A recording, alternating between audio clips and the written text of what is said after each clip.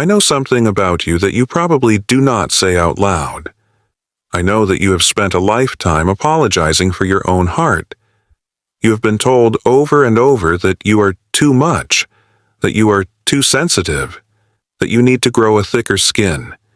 You have likely learned to hide your tears in bathroom stalls or swallow the lump in your throat because you learned early on that your emotions make other people uncomfortable. But I want to offer you a different truth today, one that does not ask you to change. What if I told you that the reason you feel everything so deeply is not because you are broken? It is because you are wide open. To understand this, we have to talk about how the brain filters the world. For most people, the brain acts like a heavy curtain. It blocks out the noise, the flickering lights, the subtle shift in a friend's tone, or the hum of the refrigerator. It keeps the world quiet so they can get through the day efficiently. But you do not have a curtain. You have a screen door. Science calls this low latent inhibition. It means your brain does not filter out the small things. You let the world in. You see the beauty that others walk past. You notice the way the light hits the leaves, or the specific sadness in a stranger's eyes. But because you let the beauty in, you also let the pain in. You cannot selectively numb the world. If you want the sunset to look like a painting, you have to accept that the crowded room will feel like a battlefield. And this intensity is not just about your senses, it is about your soul. You have something called a hyperactive mirror neuron system. Think of yourself as an emotional sponge in a world full of spills.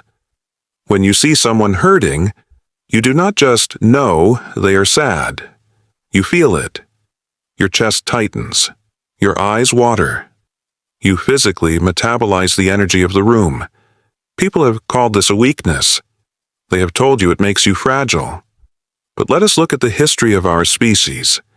If we go back thousands of years, a tribe filled only with tough, thick-skinned warriors would not survive. They would rush into danger. They would miss the subtle signs of a coming storm or a broken trust. The tribe needed you. They did not need you to be a warrior. They needed you to be the sentry. You were the one who sat by the fire and noticed what was unspoken. You were the one who could sense danger before it arrived. Your sensitivity was not a flaw. It was the tribe's early warning system. But here is the hard part. We do not live in a tribe anymore. We live in a world that is loud, fast, and aggressive. And trying to be a sensitive person in this world can feel like trying to keep a candle lit in a hurricane. You feel exhausted not because you are weak, but because you are doing deep processing all day long. While others are skimming the surface of life, you are diving to the bottom of the ocean. Psychologists have a beautiful name for this. They call it the orchid and dandelion hypothesis. Most people are dandelions. They can grow anywhere, in a crack in the sidewalk, in bad soil, in the cold. They are resilient. They are fine.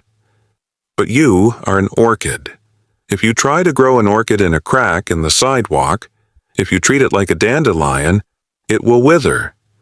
And I suspect you have spent years beating yourself up for wilting, wondering why you cannot just be tough like the dandelions. But an orchid is not designed for the sidewalk. It is designed for the greenhouse. And when an orchid is placed in the right environment, with quiet, with kindness, with safety, it does not just survive. It blooms with a complexity and beauty that a dandelion could never dream of. So please, stop trying to become a dandelion. Stop apologizing for your need for rest. Stop apologizing for your tears. Your tears are not a sign of failure. They are the sign of a heart that is still alive, still processing, still feeling the full weight of what it means to be human. And I know that to survive this noisy world, You might have done something drastic. You might have retreated.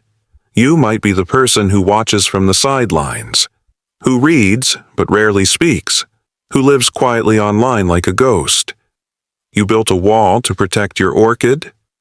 If that sounds like you, if you have become a digital ghost to protect your peace, I want you to know that there is a psychology behind that too. It is not fear, it is preservation. I talk about that specific kind of silence in this next video. Go gentle with yourself today. You are exactly who you are supposed to be.